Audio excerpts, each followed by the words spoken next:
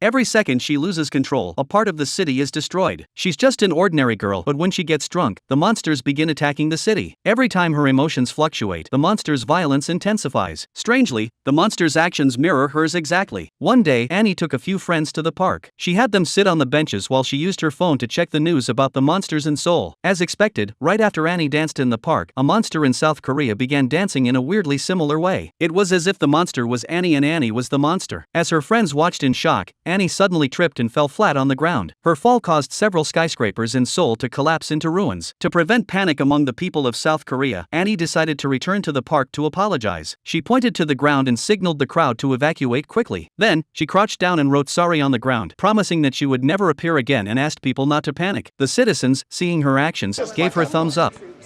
It's a good monster.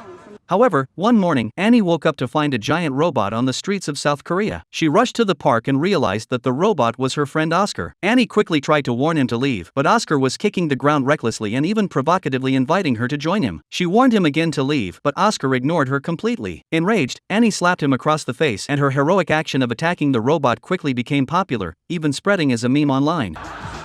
Oscar, feeling ashamed, decided to challenge Annie to a duel the next morning to regain his lost dignity. Annie accepted, and soon, she was knocked to the ground by Oscar. He started stomping on the ground, furious. To stop him, Annie came up with a bold plan. She bought a plane ticket to South Korea and flew there. Oscar had no idea what was coming next. Suddenly, the ground shook, and before Oscar could react, the monster from South Korea appeared right in front of him in the United States. Annie had transported the monster from Korea to America. Oscar, terrified, tried to run away, but Annie caught him in her grip. Oscar still didn't repent and yelled insults at Annie. Enraged, she threw him into the air, and he disappeared into the sky.